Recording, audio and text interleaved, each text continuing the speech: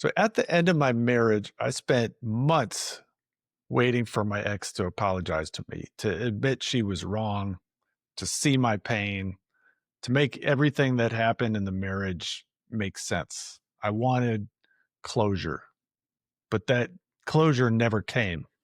And believe it or not, that was one of the best things that ever happened to me. And now I'm going to tell you why. So, in the last year or two of my marriage, things were extremely tense. So I'm with this person who's supposed to love me. And I kept waiting for the day that I'd come home from work and she was there happy to see me and give me a kiss and a hug. But I knew she just couldn't stand me most of the time. And I was doing everything I could to fix it. So I was helping out more with housework. I was fixing things in the house that were broken. I was spending more time with our son. I was giving her more downtime. I was getting coaching. I was trying to be that leader of the household. Meanwhile, she was checked out. She was distant. She's not telling me much. She's doing things even that made me suspicious. And then I found out about the affair and I lost it.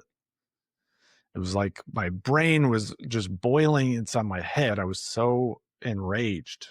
And she apologized. She did apologize, but the apology felt weak. It felt surface level. And I kept thinking, that's it? That's all you got to say after blowing up our life? I wanted more. I wanted her to feel deep guilt, to feel pain, to suffer. I wanted her to beg for forgiveness. What I really wanted was for her to finally validate my experience, my pain, my trauma. So when your spouse lies to you for months, it feels cruel. You don't feel safe. The trust is broken. But when I reflect back on it, there were even more things that I wanted from her. So I didn't want to accept her story that I had hurt her emotionally for years and that my behavior had led her to seek another man outside of the marriage.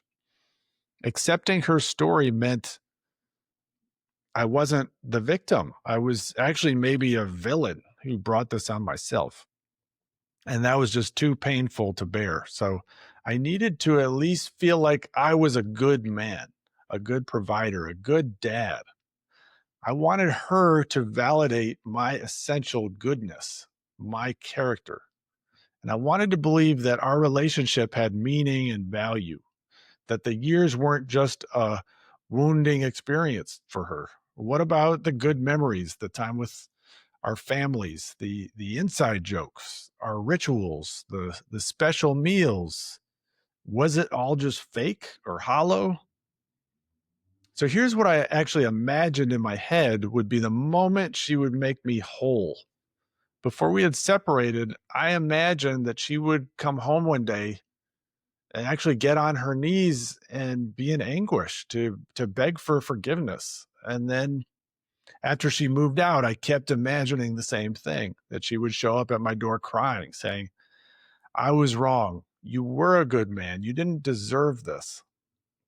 So I spent just countless hours fantasizing about that event. I'm sure it adds up to many days of my life. And I want to ask you something now. What are you waiting for from your ex? What do you think your ex could say or do right now that would make you whole, that would finally give you peace? Is it an apology? Is it an explanation? Is it proof that she is suffering? Is it a confession that you were right and she was wrong? So I want you to get really clear about what you want. What feeling would her saying that actually give you? Is it validation? Is it vindication? Is it confirmation that you're a good man? Is it revenge? Because that's the hard truth. Even if she said everything you wanted to hear, this is the hard truth. It still wouldn't fix the wound. Even if she said everything you wanted to hear, it still wouldn't fix the wound. Her apologies didn't work because I didn't actually believe in my own goodness. I wasn't clear about what were my mistakes and what were my own positive contributions to the relationship. I wasn't ready to take responsibility for how I showed up in the marriage, not to beat myself up for it, but to use it to grow. And I didn't have a positive story that I could tell about the relationship. All right, so here's the reality. Your ex has her own story, her own pain, her own version of events. And she might never see things the way you want them to be seen. She might never see you the way you want to be seen. And you know what? It's actually okay. So closure doesn't come from her. It doesn't come from another person. It comes from you. Closure comes from you. So waiting for her to validate you is like expecting a broken mirror to reflect back who you really are. It just doesn't work that way. Closure is actually a decision you make. It's you reclaiming your power. So I want to bring in a powerful example now from the movie Good Will Hunting. Do you remember Matt Damon's character, Will? I know it's a 90s movie, but stay with me. So I know Will's story isn't about divorce, it's about childhood trauma, but the principle here is the same. Will acts like he doesn't care. He pushes people away. He says he doesn't need anyone, that he's fine on his own. But deep down, he's still waiting. He's waiting for someone to tell him that he matters, that the pain wasn't his fault, that he's not broken. And when Robin Williams says over and over, it's not your fault. It's not your fault. He finally breaks down because part of him needed to hear that. And he just didn't know how badly he needed to hear that. So you might be doing the same thing, telling yourself you're fine, that you moved on, that you're strong. But if you're still replaying the past, you're still angry, you're still needing her to validate your pain, then deep down, you're still waiting for her to make you whole. And like Will, your release from the pain won't come from the people who hurt you. It comes when you accept yourself, when you stop needing someone else to make it okay. Okay, so how did I figure this out? Remember, I was still holding out hope, even after the divorce was over, that she would come begging me for forgiveness. And I told my therapist at the time, I just need her to acknowledge how much I tried, how much I gave to the relationship. Like that's just all I want. And my therapist said something that hit me hard at the time. She said, I see your character. I see you have good character. You have integrity. I see that you're a dad who shows up, that you do the work on yourself. And something that moment shifted in me. Something was released. I didn't need my ex's approval anymore. I actually didn't need my therapist's approval either, although it did help.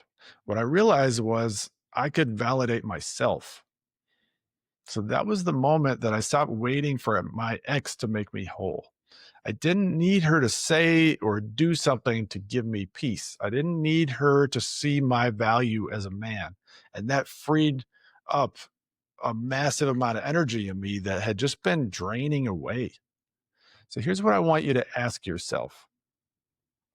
What story do I want to tell about my marriage? And what truth do I know about myself that no one can take away? And lastly, can I be the one who validates my own pain? Because when you learn to do these things, when you can look in the mirror and say, I know who I am, I know what I gave, I have flaws, but I'm essentially a good man. I don't need her to give me closure in order to move on. That's when you win. You don't need her to agree with your version of the story. You get to choose the one that sets you free. So the key point here is that closure is not something that you wait for someone to give you. It's something that you claim for yourself. So if you're ready to stop waiting and you're ready to start rebuilding your life, I'd like to help. Drop a comment below. What were you waiting for, or what are you waiting for still from your ex that never came? And if you want to work through this for real, reach out to me. There's a process for creating your own closure, and we could do it together.